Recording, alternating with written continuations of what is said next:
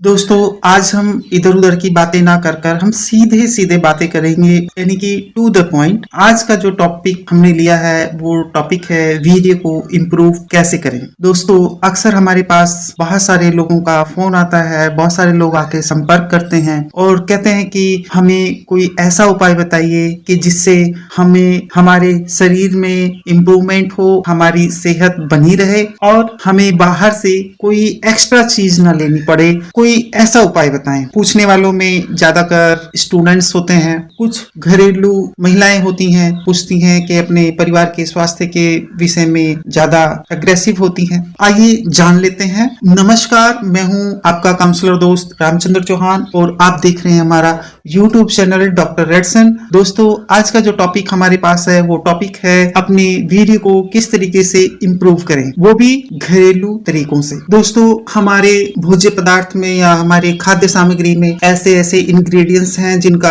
हम बराबर सही मात्रा में अगर हम उनको बराबर लेते रहें तो हमारे शरीर में किसी भी प्रकार की पोषक तत्व या विटामिन मिनरल्स वगैरह की किसी भी तरीके की कमी नहीं आएगी, प्रचुर मात्रा हमारे शरीर में बनी रहेगी। इस कड़ी में हमारे भोजन का जो पहला इंग्रेडिएंट्स है उसका हम नाम लेंगे, वो है लहसुन। दोस्तों लहसुन वास्तव में इसकी जितनी तारीफ की जाए उतना ही कम है। हमारे सीमन में जितना भी मटेरियल उसके अंदर पाया जाता है वो सारी चीजें लहसुन के अंदर मौजूद हैं और इससे भी बढ़कर बहुत सारी चीजें हैं लहसुन में, जिसमें magnesium, zinc, selenium, vitamin B2, B6, calcium, copper, iron, phosphorus और दोस्तों साथ में हम बताते चले आपको एंटीऑक्सीडेंट का भी काम करता है, एंटी इंफ्लेमेटरी का भी काम हमारा ये लहसुन करता है, साथ ही साथ बैक्टीरियल भी है और साथ में एंटी कैंसर, एंटी कार्डियो, इतनी सारी खूबियां हमारे लहसुन में है। इसलिए हमें अपने भोजन में और नियमित लहसुन को हमें ऐड करना चाहिए और इसे लेना चाहिए। लहसुन हम कच्चा पक्का दोनों तरीके से खा सकते हैं। कच्चा यानी चटनी बनाकर, पका यानी कि भोजन में सब्जी में मिलाकर भी यूज किया जा सकता है। लेकिन दोस्तों लहसुन प्रयोग करने से पहले एक चीज हम बता दें, लहसुन आप नियमित निश्चित मात्रा में लें और नियमित लें। लहसुन की मात्रा यदि आपने अपने भोजन में बढ़ा दी तो लहसुन आपके लिए हानिकारक होगा। वही लहसुन जो है आपको जो है पेट में दर्द या अल्सर भी पैदा कर सकता है। पहला जो हमारा सबसे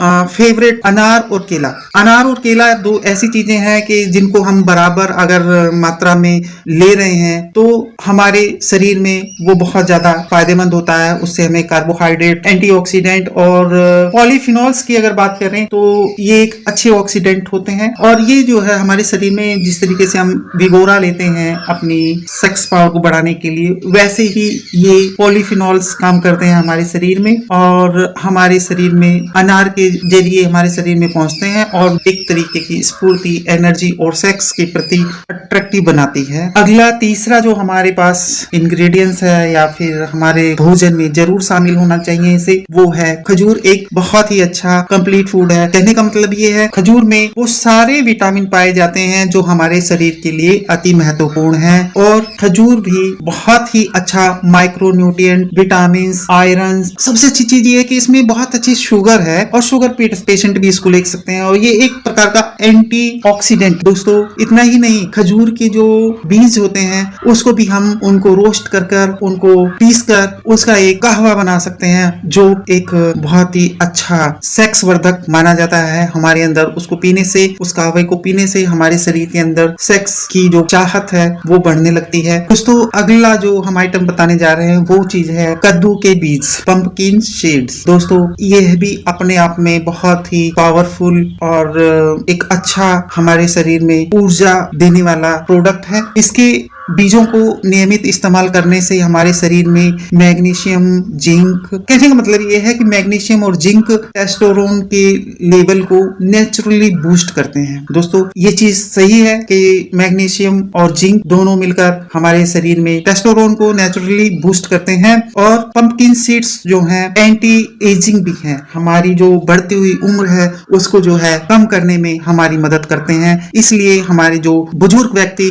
जो अब भी गाँव में रहते हैं हैं वो अपने डाइट में भुने हुए कद्दू के बीज जरूर रखते हैं। ये एक प्रकार के एंटी हाइपर सेंसिटिव इफेक्ट भी होता है इसका। इसमें फाइबर भी होती है, विटामिन भी होते हैं, फोलिक एसिड भी होता है और एंटी डायबिटिक भी होते हैं। ये जो है इसे डायबिटीज के पेशेंट बहुत आराम से ले सकते हैं और ये इसको खाने वाले लोगों को डायबिटीज बहुत कम होती है। दोस्तों अगले जो फूड है उसको अगर हम कहें कि हमें अपने भोजन में बराबर मात्रा में लेना चाहिए, वो उस सीड का नाम है फ्लैक्स सीड, जिसे हम अलसी या फिर तीसी के बीज भी कहते हैं। दोस्तों ये तीसी के बीज जो होते हैं इसे अगर सुपर फूड की क्वालिटी में रखा जाए तो वो बिल्कुल ही गलत नहीं होगा, वो बहुत सही होगा, क्योंकि इसके अंदर सभी प्रकार के विटामिन मिनरल्स पाए जाते हैं। ओमेगा 3 जो फैटी एसिड्स होते हैं वो पाया जाता है। हमें ओमेगा 3 या ओमेगा 6 जो है मछलियों से मिलता है, लेकिन यहाँ हमें प्राकृतिक रूप से अगर किसी चीज में हमें ओमेगा 3 या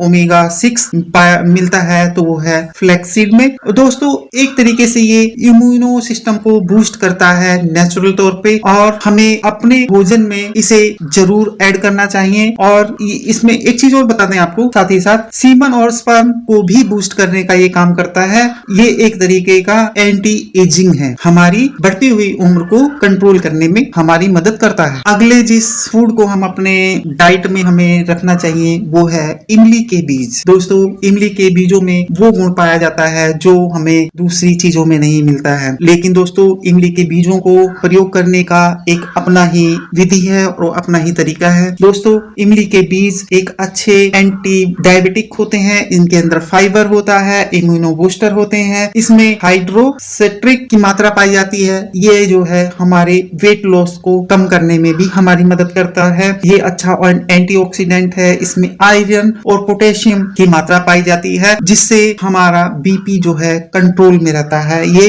बीपी को कंट्रोल करने का काम करता है। और सबसे बड़ी चीज ये है कि ये एंटी एजिंग है, हमारी बढ़ती हुई उम्र को कंट्रोल करने में हमारी मदद करता है। और उससे भी बड़ी चीज ये है कि हमारे ये सीमन को बूस्ट करता है, हमारे सीमन की मात्रा को बढ़ाता है। अगला हमारा जो फूड आइटम है स्नैक ग्राउंड। स्नैक ग्राउंड अगर कहा जाए तो बहुत सारे लोग इसे चिचिडा के नाम से भी जानते हैं, बहुत सारे लोग इसे चिचिन्ना के नाम से जानते हैं। ये सब्जी में बहुत अच्छा सोर्स है प्रोटीन और विटामिन का। इसके अंदर प्रचुर मात्रा में कूट कूट कर सारे विटामिन, सारे जितने भी हैं सब इसके अंदर पाए जाते हैं। इसमें magnesium, zinc, selenium, vitamin, calcium, iron, ये तो सब चीजें हैं ही। साथ ही साथ हार्मोन्स को बैलेंस करने का काम करता है। इसमें फाइबर है कि यूज करने से कैंसर की बीमारी हमारे किनारे तक नहीं फैल पहुंचती है। और सीधे सीधे ये क्रो न्यूट्रिएंट है, इसके अंदर बहुत ही सूक्ष्म तरीके के विटामिन, मिनरल्स और ये प्रोटीन वगैरह पाए जाते हैं। दोस्तों सबसे बड़ी चीज ये है कि चिचिड़ा के जो बीज होते हैं